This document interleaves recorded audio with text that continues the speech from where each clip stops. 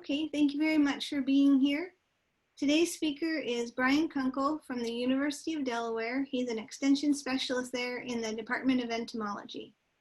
Thank you, Brian, very much for speaking to us today, and take it away. All right, well, thanks for having me.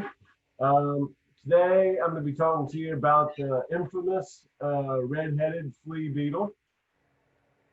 It depends. Some locations have this particular pest, others do not. The subtitle here, the native invasive, is something that I kind of refer to it as. It's not really official. However, we do believe that the red-headed flea beetle is native to the United States, probably coming from the Midwest, like Iowa. At least that's where some of the earliest work was done with this insect. It has an incredibly broad host range for being a flea beetle. It was first studied in corn in Iowa, and also in potatoes and blueberries up in Maine. Wisconsin has looked at it a lot in cranberry bogs. So it will feed on a variety of pests, and I was at a meeting recently where they were talking about this insect still being a problem in cranberries. It goes all the way from Quebec in Canada, all the way down south into Alabama, and as far west, I've heard reports into Michigan, Western Tennessee, Memphis. So it has a wide range geographically that it can be found. And the reason why some people may have it, some may not, it seems like it potentially can move around in the pots or containers that go from one nursery to another. So scouting or inspecting plant material is important if you buy plants from one nursery to grow out on your own. So here's just a list of some places I've heard or talked to people where they're having problems. Just a small sample of hosts that they feed upon. I'll leave that there a second, so just in case. And you'll notice Pennsylvania smartweed. Everybody's growing that as a crop, obviously. But it is a very common weed here in the mid-Atlantic, and it's been documented to feed on that particular weed a lot, as well as a number of other weed species. And so also the amount of weeds you have within the business operation that you manage could play a small role in terms of your flea beetle populations, and I'll talk about that towards the end of today's presentation. Here's in case you have not seen it, this is an example of some red-headed flea beetle damage. If the leaf is particularly tough or thick, they will chew on the upper or lower surface of that particular leaf and not necessarily go all the way through, which then the plant leaf dries out and turns brown, making these divots in the foliage. On your thinner leaves, they can chew all the way through. When the adults come out and feed, they definitely will do most of their feeding down in those new shoot growth tips that are putting out foliage. They seem to like sit down in there. It's kind of protected and not easy to get at them. And there may be some nutritional issues there that they're attracted to. We're trying to investigate that as a possibility. Problem with red-headed flea beetle is you look at Itea, it is one of their more preferred plants that they will feed on, especially in the spring. Adults love to feed on this. Foliage can look quite ratty after a generation, or even just after a weekend if the population is really, really high. The problem is if you go to buy this plant or ship it from your nursery to someone else that's going to put it into a larger container and then sell it themselves, looking at this plant, you wouldn't know necessarily that there are larvae in that root ball. The larvae are frequently found in the root balls of potted plants, and they'll feed what we guess to be feeding on roots and potentially other organic matter that's in that potting media. But they don't cause any observable damage to the plant, to the visible portion of the plant. So you've got a potted plant that looks nice, it's in good color, it's in bloom, and you think it's fine, and you send it off, and whoever receives it, if it's another nursery, they think they're in good shape. And then those larvae pupate, come out, and the adults begin to feed on the foliage. So as we look at this picture, you can obviously see that the larvae aren't easy to locate. But we found that so far the best way to scout for populations is to pull the root ball and spin it around, and see if you can find a larva crawling around on the outside. Through experience, we found that you have better results if you do this 15 minutes or so after the plants have been irrigated, because the insect seems to like to go into the root ball when it's exposed to light or really dry.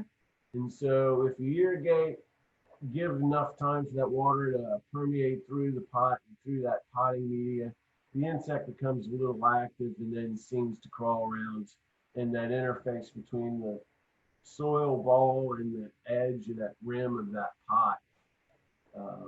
And so you can pull them out and you can see a couple in there. If you have one or two on the outside of the root ball, you potentially could have quite a few more on the inside of that root ball. So when I first started working with this, nobody had done anything with it, and it was hit or miss for scouting or when to scout. So there's a number of different ways that we tried to, well, a couple different ways. Growing degree days and keeping track of those, so that we're aware of when flea beetles are active, larvae and adults. Problem with growing degree days is when you start monitoring for or accumulating growing degree days. Here in the Mid-Atlantic at Delaware, we started our growing degree day accumulations on March 1st. And through conversations, I know a lot of people down south will often begin the growing degree day accumulations beginning with January 1. There are a number of websites now that weather stations will have historical data where you can go back and back calculate if you hadn't been doing so, or they may have running totals for you. Generally, we run with a base of 50 degrees Fahrenheit for calculating. One thing to keep in mind is if you've got an overly shaded location or a area that's out in the fully exposed sun, the growing degree days accumulated in the full sun location is going to be different than the growing degree days in an area that is shaded, just because it's based off the temperatures and the highs and lows in those particular locations. So if you're going with a flat growing degree day number, then realize if you're in a sunnier location, or in the case of North Carolina, you're a little further south than us, your 232 growing degree days, which is often when we can see red-headed flea beetles larvae begin acting. Usually it's closer to 300 or 400. We'll see them quite active. That will be earlier in the year for you all down south compared to us here in Delaware. And then obviously, if you have extreme temperatures, that could play a role in the insect's development as well. We also realize that temperatures can be a little bit, growing degree days can fluctuate from site to site or location to location. So we also tried to compare it with plant phenology of nearby landscape plants for when some of those are active. For example, you can have good larval activity when black locust is in full bloom. You may also have azaleas in bloom if you're further south, where you would have larvae in the root balls. active crawling and being about. With other insect pests, phenology can be a bit of a challenge because we don't have every single pest matched up to landscape plants and their phenology. Plus, in the middle of the summer, it's harder to find plants in different, easily identifiable phenological growth stages to compare to pest activity. So that's also part of the challenges. With this particular insect, one reason why I mentioned the larval stages in the root balls is because it could be a potential target area for management by not using your traditional insecticides. Things like entomopathogenic nematodes. There's a number of different species that you can occasionally find more or less available in the industry. They have different infectivity behaviors that help them search out particular soil-dwelling insect pests. Heterodus bacteriophora and Steinernema carpocapsae are two very commonly found nematode species. The others I have listed here can be a little more challenging to find, or if you find a supplier, whether they have enough product on hand to be able to distribute on a large basis. And sometimes the populations will fluctuate. But H. bacteriophora and Steinernema carpocapsae are almost always pretty commonly available. Bacteriophora is a cruiser, meaning it will move throughout the soil profile looking for insects or hosts to infest. Carpocapsae is an ambusher, meaning it sits and waits for that insect pest to crawl past. Ambushers typically work better against mobile insects, and cruisers typically work better against those insect pests that are more sedentary. Feltii is what we consider an intermediate. It exhibits some cruising behavior, but it will also sit and wait for an insect host to come by for it to ambush. So it can have some applicability for mobile insects or for those that are more sedentary. Just trials need to be done to see if it works with it.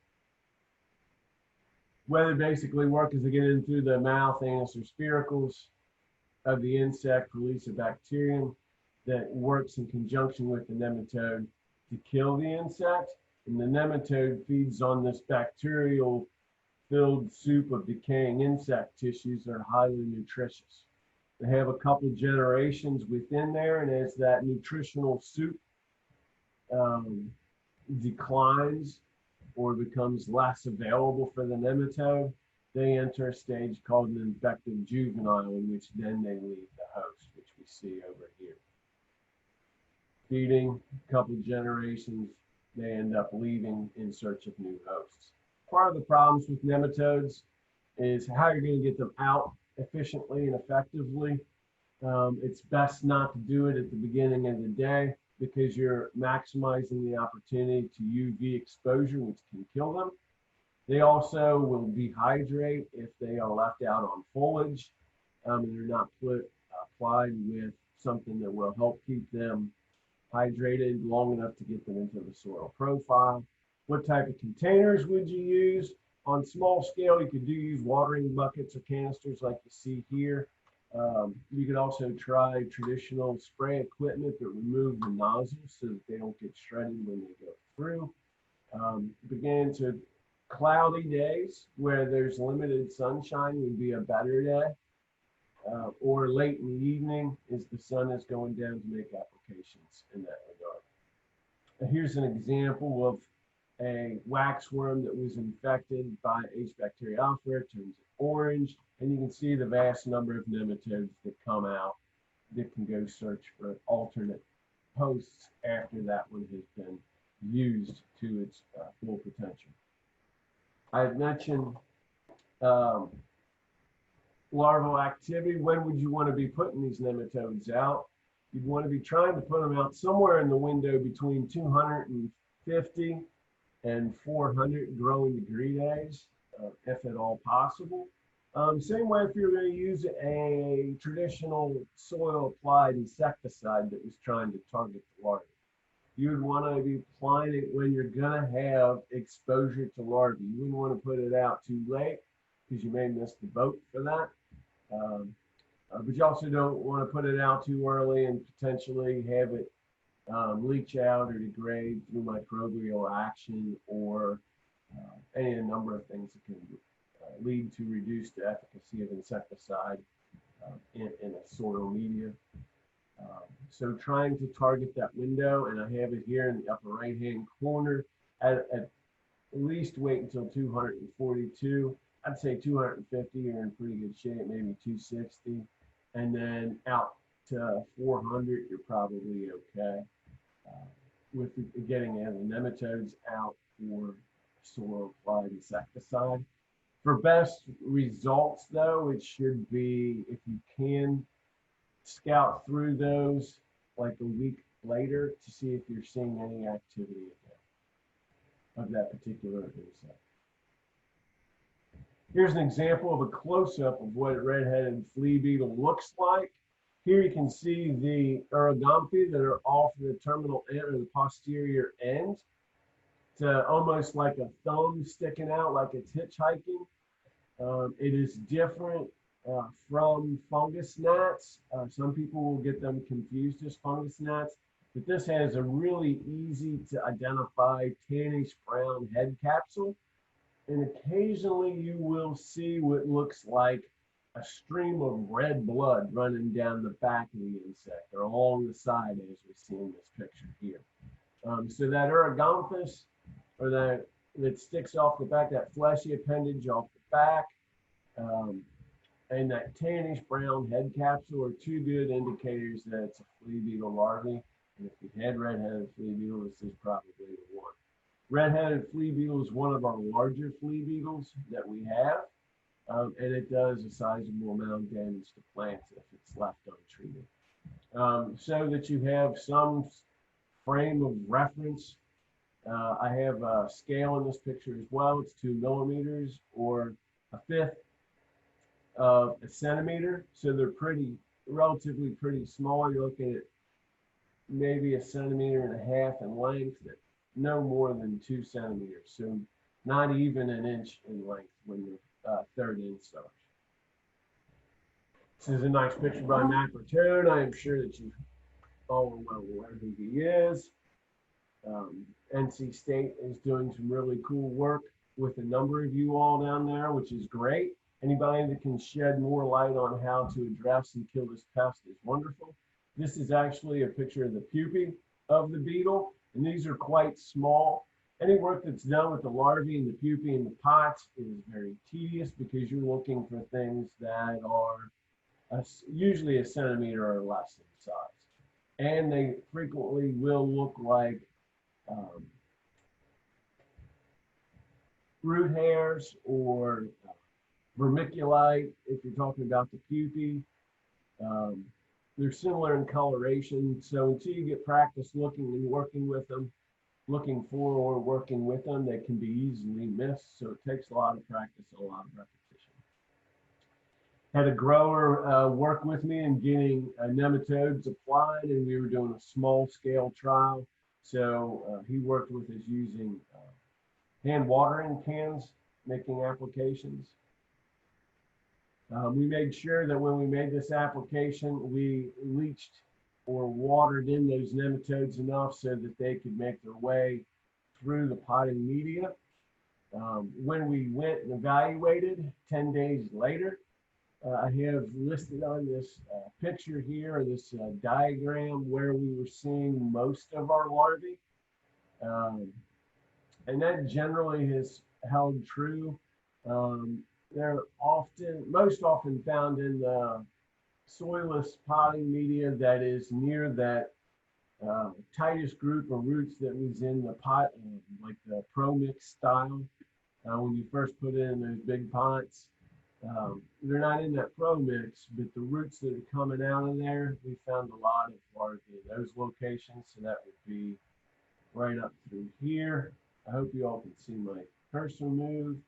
But then as you go down away from there in the center portion, you generally find most of your larvae, but you can find some out on the outer edges or rims, depending on how moist the container is. Again, it's a destructive sampling to evaluate the efficacy of soil applied insecticides or entomopathogens. We've done field experiments where we looked at Bacteriophora feltii and carpocapsae, and it became difficult to find actual dead ones. So we had plants that had been infested with Red-Headed Flea Beetle, and they all had the same opportunity for infestation. And so we figured they all would have the baseline number of larvae in each pot. And before we made treatments, we scouted to make sure that we were seeing 1 to 2 on the root ball of each plant. And we did, so then we treated it. With the assumption that if we were seeing similar numbers on the outside of the root ball, we would see similar on the inside of the root ball across all treatments. So then we put our treatments out. What we found was we had in the carpocapsae, which is this is a dark blue, and this is black, which is the carpocapsae, had fewer live larvae found in pots that had been treated with carpocapsae. It wasn't significant, but you can see there's definitely a trend for that to be the case. When we looked at those number of pupae, we were finding pupae in the nematode treated pots and the control treated pots, with the exception of carpocapsae. We weren't finding any pupae in the carpocapsae treated pots, and we feel that a good reason for this could be the fact that carpocapsae had significantly reduced the flea beetle populations within there. When you look at the larvae combined with the pupae, it had significantly fewer living red-headed flea beetle in pots treated with carpocapsae. Entomopathogenic fungi are another reduced risk or a botanical-based control option. They are fungi that can infest soil-dwelling pests. One of the challenges for them is they need to be in areas with relative humidity that is high. And luckily with the pots with the insects in it, those are frequently being irrigated, usually once a day or at least a couple times a week at a minimum, which is enough for those fungal spores to germinate and potentially go after larvae that are crawling by them. The entomopathogenic fungi have been used for a variety of pests. They're also commonly known as the green muscardine or the white muscardine fungus. Bavaria bassiana is readily available. Challenges with them again is UV, and I mentioned the humidity. But then if you are applying fungicides to the root masses of those plants, antifungal compounds will interfere with their efficacy as well. We did a trial where we looked at the fungi in the lab and Azadiractin along with a number of other chemicals, and then we also compared it to a field trial. With the field trial, we busted up the root balls. Again, I said it's a destructive procedure, and here you can see two student interns working diligently to find those. What we found was that in the laboratory setting, Bavaria, which is this white bar, the first one you see here, this is the number of dead in the laboratory study. We found that significantly more had died due to Bavaria treatments in the laboratory. Bavaria with Azadiractin was not significantly different. It was similar. Metarhizium also provided significant source of mortality against flea beetle larvae in the laboratory. In the laboratory, the control, the larvae lived well. Azadiractin by itself did not kill many. Mainspring and Safari did have an impact, but not as great as the fungi. Some of that probably has to do with the fact that in the laboratory it was product applied just to soil, and so there was no plant uptake. And so it wasn't an ideal situation for the insecticides necessarily, but it definitely was a good one for the fungi. We did not include discus because it was a pellet of fertilizer imidacloprid in the laboratory study, but we did use bifenthrin. In the field trial, we used all of them, and we did see reduction with Bavaria, Bassiana, and Metarhizium. This is just one of the studies. We did another study that I'm not presenting here, I don't believe, where we had significant reduction using both fungi and Azadiractin. In this study, we had a fair bit of variability, even within our control, so it made it difficult for us to be able to find anything. We did see some differences from some of our pots, but nothing significant from a control, which again is this black bar. Nope, I am presenting both of them. Here we go. So in another separate trial, which we did in Virginia, which Virginia Tech and has been great working with me on projects. NC State has also worked with me on some things for Red-Headed Flea Beetle. They've been great partners for a lot of this effort to try to figure out how to address this pest. And here you can see one of the trials in Virginia, the Bavaria and the Metarhizium. These first 4 bars had significant reductions against the Red-Headed Flea Beetle. We weren't finding any living, or very few living Red-Headed Flea Beetle larvae in pots treated with Bavaria, Metarhizium, or Azadiractin. Also, in the field, we were also seeing significant reduction of larvae found by Mainspring, Safari, the discus product, and bifenthrin in that particular trial. In this trial, we also left those out to see how they would be impacted by flea beetle feeding when the adults came out a week, 2 weeks later. And what we found is that the Bavaria had a slight reduction. Its number of damaged leaves per 8 branches on the right-hand side of this graph. Bavaria and Metarhizium did have some reduction in the number of damaged leaves, but the 2 that seemed to have the best efficacy in terms of number of damaged leaves per 8 branches was the Azadiractin and the Safari. The adult generation, the first one that we have seen come active in the Mid-Atlantic is when Magnolia grandiflora is in flower bloom swell, or the flower blooms are just starting to open up. Is frequently when we will see a lot of that activity. Another one that we will see is Ilex verticillata will go into full bloom, or just being in bloom. Macrophylla can be in bloom to full bloom. It just depends on the variety of Hydrangea macrophylla. Growing degree days wise, we were seeing adult emergence as early as 517 growing degree days, but also have seen it as late as 1,028 growing degree days for adult emergence. So it can be variable. Again, here's an example of a thick, this is a sedum, so really thick leaf. They'll feed on that, and you can see how it just gets into the new growth, chews it up, and then also feeds and makes divots in other leaves as it moves about on the plant.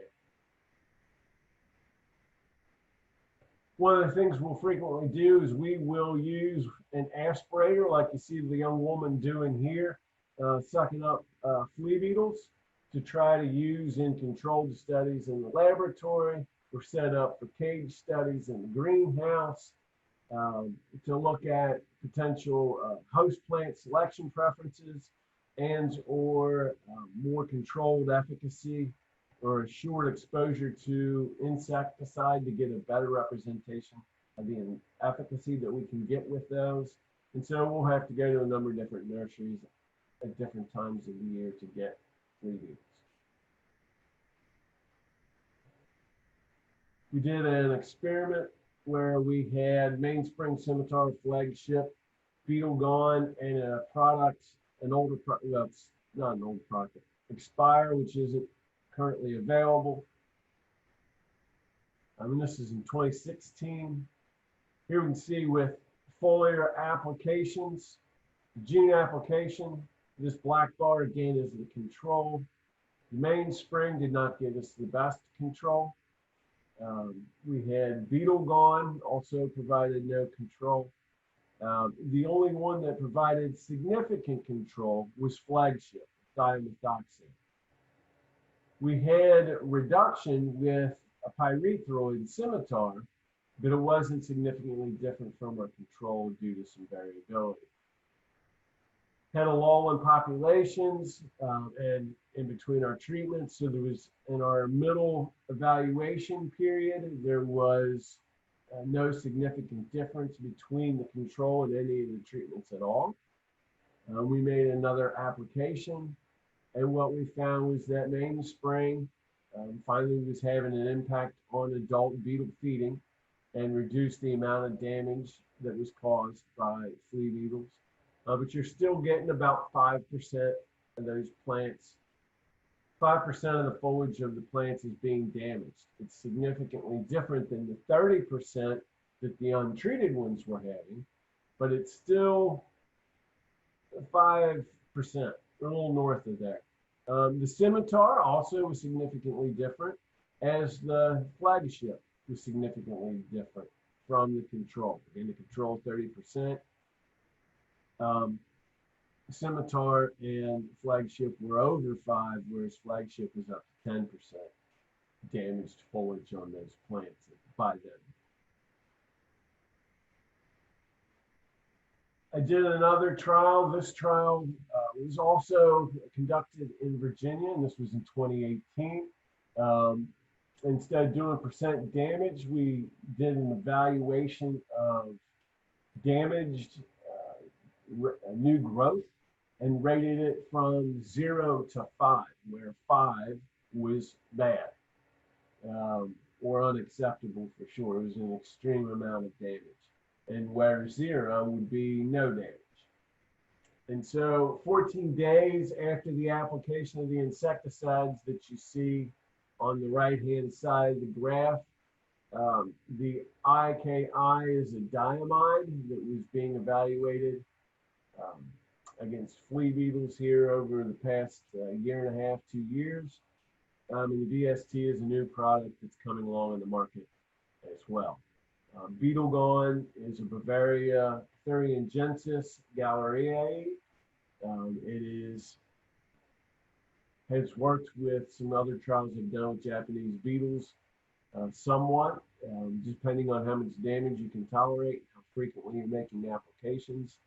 Beetle gone could potentially give you protection. It just depends on what your requirements are. So it was included in this trial.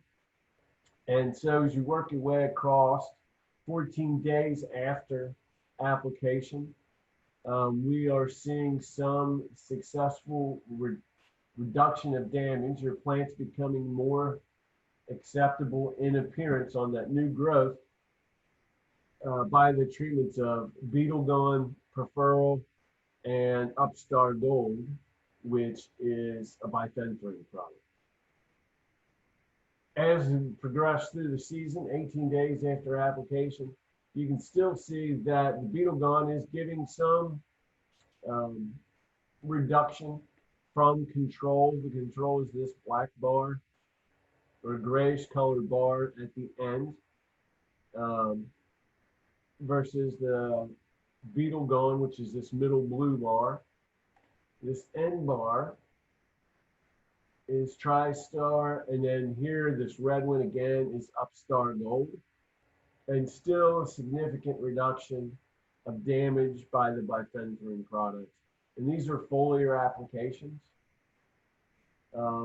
21 days, we made another application, and then 21 days after the initial application, again, this is after a second application, 21 days after the first, we're seeing that this VST product is reducing or keeping damage lessened. The Upstar Gold is still the best performer in terms of overall appearance of new damage. The TriStar is reducing new damage to new growth compared to the controls.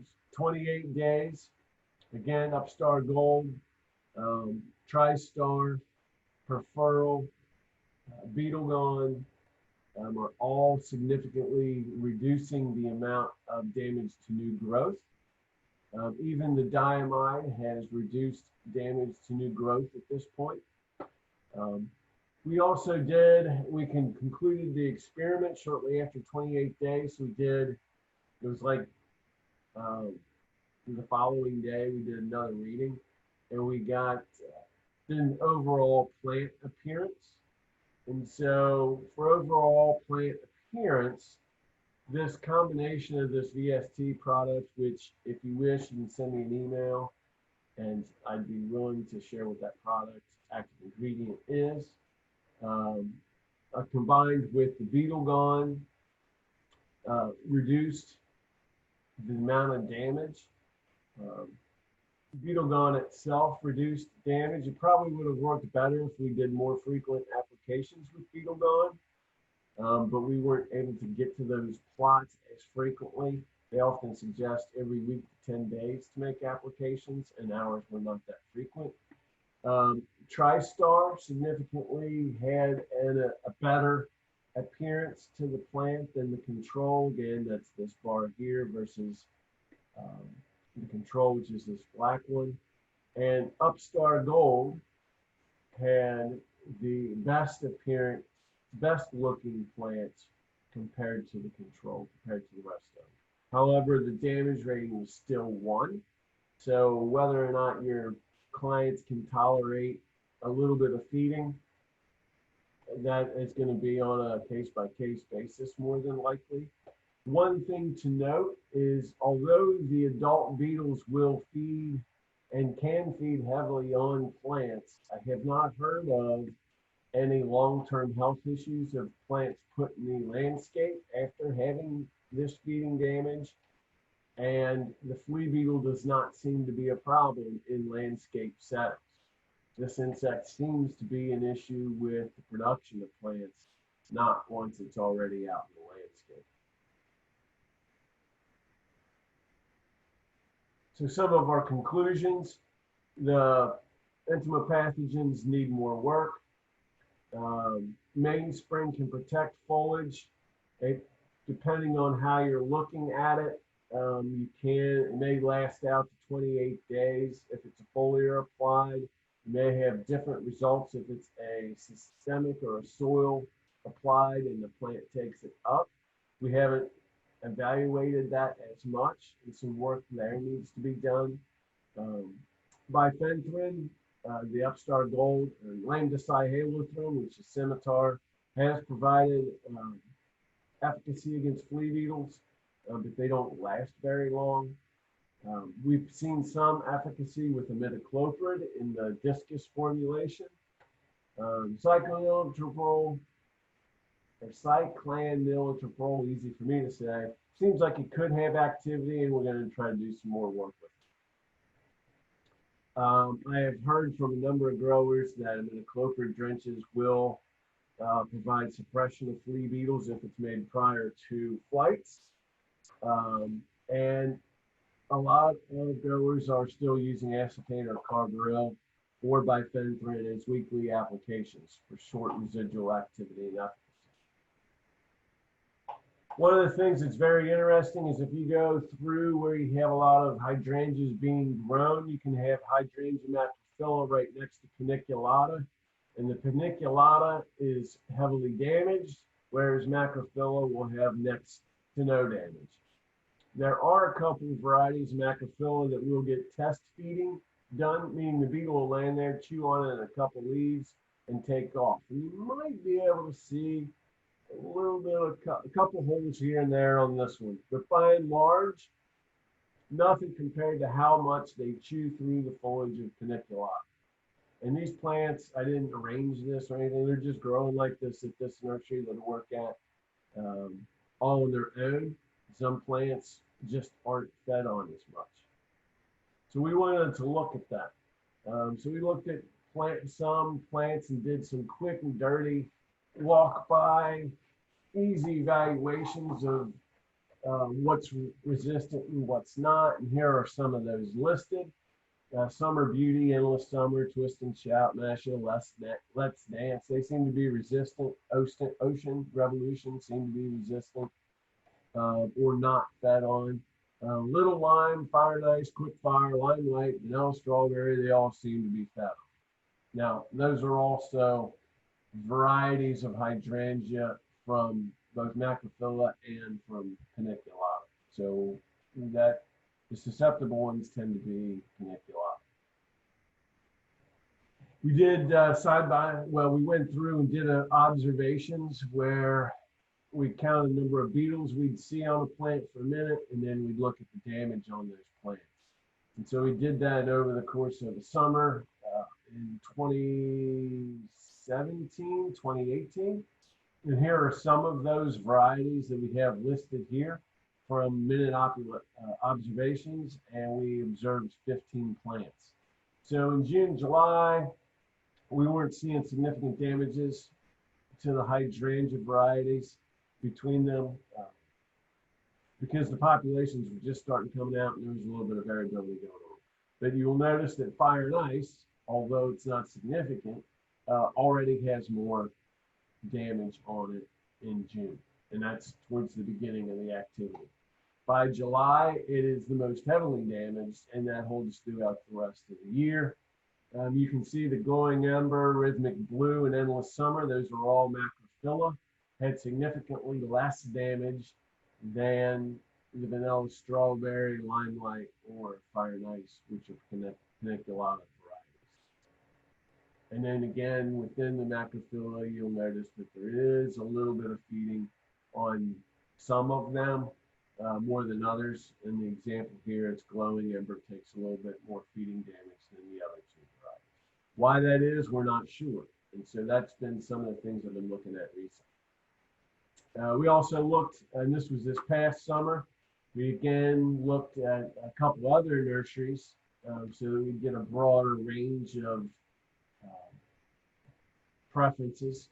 And we saw that paniculata still is damaging the plants more than macrophylla generally. And then we also looked at Hydrangea serrata, and that one also did not seem to be fed on very much. We looked at comparisons between Blue Hill and Snow Hill, Salvia, number of beetles. They were the same in June. By July, predominantly on Snow Hill, and then towards the end of the year, it didn't matter which variety of Salvia it was, beetles were on both.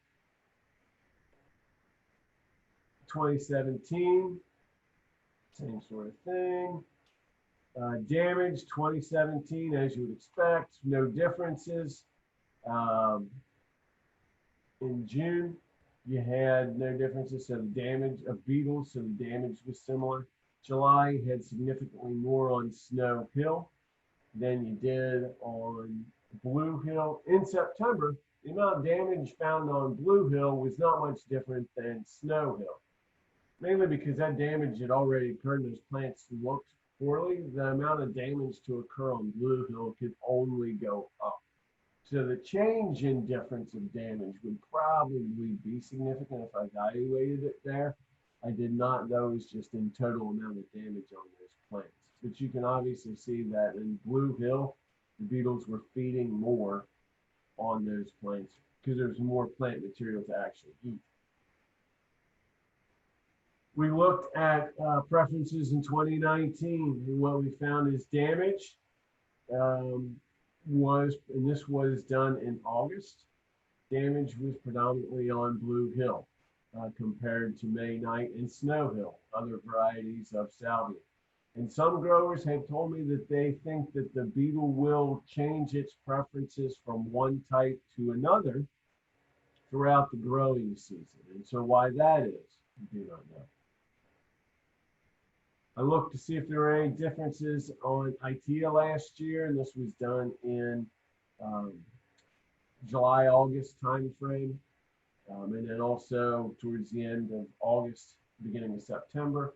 And we saw that there was no difference in the amount of average damage found on Itea, Henry's Garnet, or Itea's Little Henry. Both of them will have 30% or more of that plant damaged by red-headed flea beetles if left untreated. Weigela, we evaluated some Weigela. We looked at midnight wine and spilled wine Weigela. The difference we saw, and this was in August, early September, we were seeing significantly more damage on spilled wine Weigela versus the midnight wine. More work would need to be done to determine what some of the differences or reasons why that would be. We think we have a second generation between 1500 and 1800 growing degree days. Anytime after that, it's really hard to determine how many generations we have because you start having an overlap of generations, meaning you have at any given time adults, larvae, and pupae active in plants. When we were starting to see another flush of adults, we were seeing Miss Molly butterfly bush in a late stage of bloom, meaning some of those flowers were already starting to drop off, and the hostas were in full bloom. When we were finding larvae active, or starting to see larvae active in the set for what we would consider a potential second generation, we had crepe myrtles and hibiscus in bloom. I'd had a study that was supposed to go all year at a nursery occur, and he said he would keep the plants I was studying in and amongst his, but he wouldn't do anything to them. And I was like, okay, that'd be great. And so at the end of that, we went to evaluate because the only thing that had been done to them was our treatments, and we were looking at season-long control. And there was no difference between our controls and our treated plants. And he had wondered and there was very little damage. He had asked what we had done and what our product was. And when we told him that there was no difference between control and treatments, I asked why he thought, or what he had done to his plants was different. And he had fertilized his plants periodically throughout the year. And so I thought, well, maybe fertility, and they like to be in that young growth, maybe that plays a role in post-plant selection. So in 2016 and into 2017, we did a quick study where we grabbed some plants and looked at total nitrogen. And here you can see that Macrophylla 1.27% is nitrogen, and it wasn't getting a lot of damage. Limelight, on the other hand, 2.3% nitrogen, and it was getting heavily damaged. Hollies, 1.1, and not a lot of damage. Although later in the year, they typically can be damaged depending on your species. Salvia, these were the Snow White or Snow Hill, 2.2, 3.4, 3.1 percent nitrogen. Quick fire foliage, 3.0% nitrogen. Other Hydrangea paniculata varieties, 1.4, 1.5. So it led me to believe that maybe fertility could play a role. So we grabbed a number of plants in 2018 and we looked at, did a more rigorous evaluation of fertility. What we found is in all of our samples, the salvia had significantly higher amounts of nitrogen, phosphorus, and potassium in the plants. And then Itea, although it's heavily damaged by flea beetle feeding, was lower. Macrophylla had less, but comparable nitrogen to the quercifolia. I didn't have paniculata in the study, but those samples weren't processed by this time. So it would be interesting to see where the paniculata was. And this is percent nitrogen in there, or percent phosphorus, or percent potassium found in the foliage that we sampled. But it got me to thinking that, you know, if a nursery is fertilizing, they may not fertilize these plants all at the same time. They may not get the same fertilizers. So last year, we got some cuttings of Hydrangea paniculata, and then some soilless media that had Osmocote 18512 intermixed with it at 2 different rates, the maximum rate and then 3/4 of that. And then had a soilless media with no fertilizer added.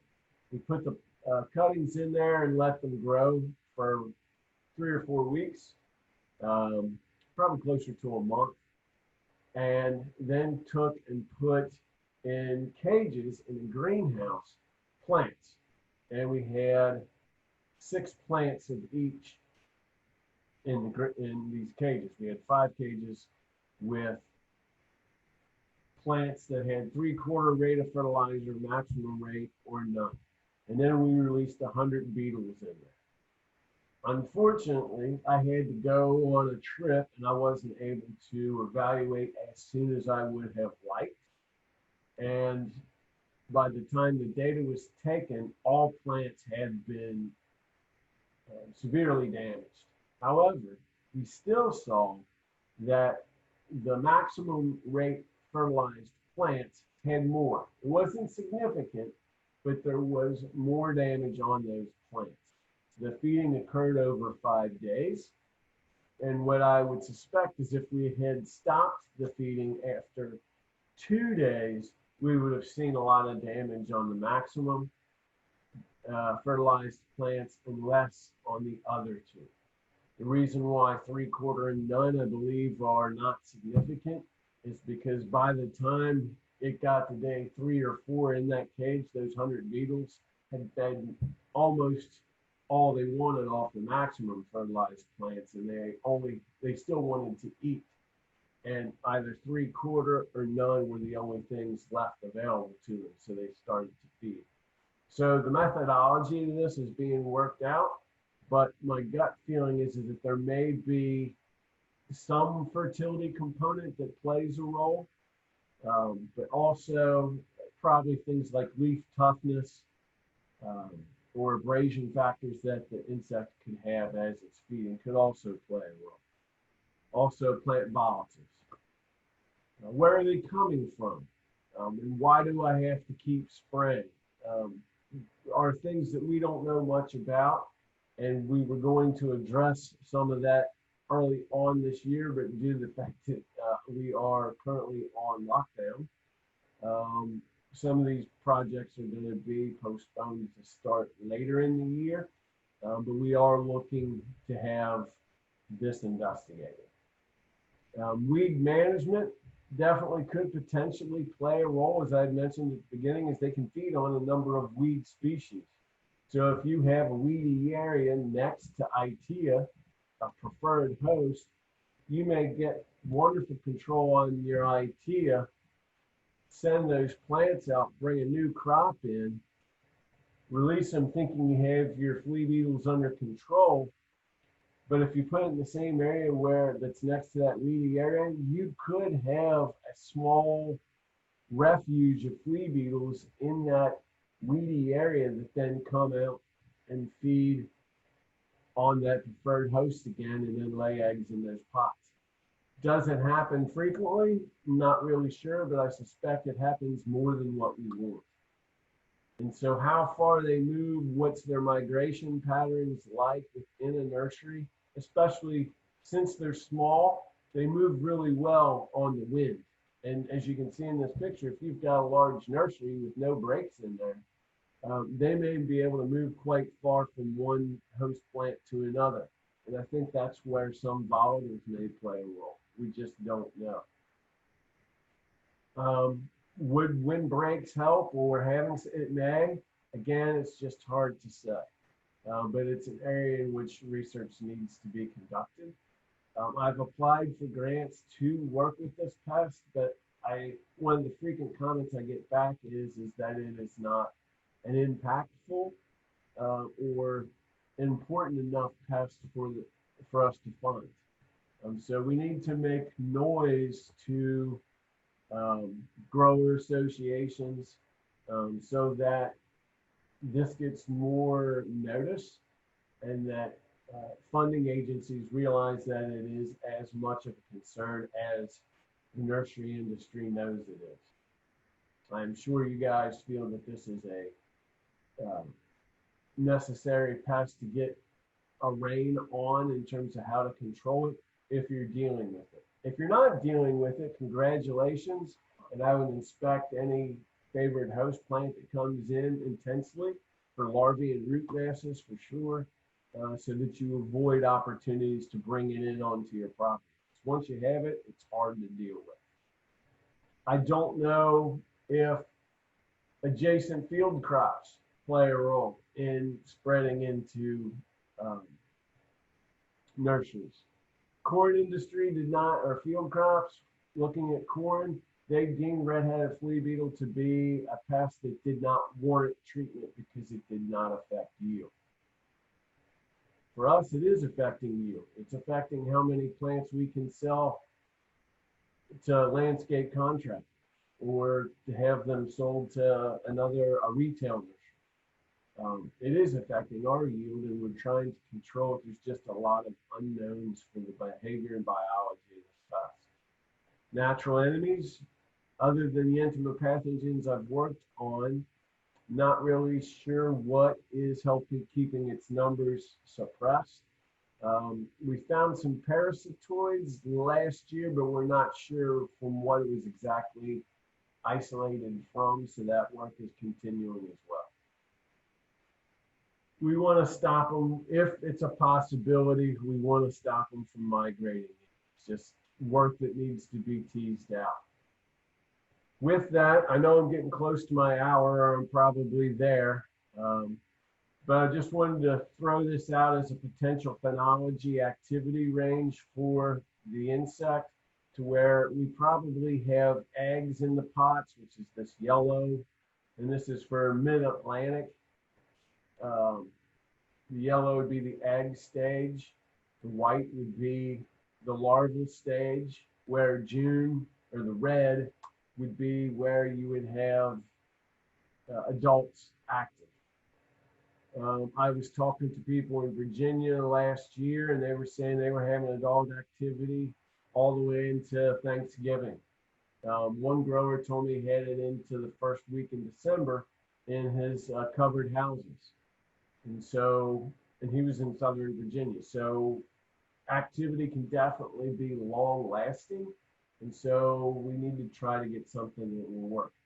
Some sort of systemic insecticides that could play a role: safari, mainspring potentially, cellophane. More work needs to be done with those, and hope to do that sometime this year.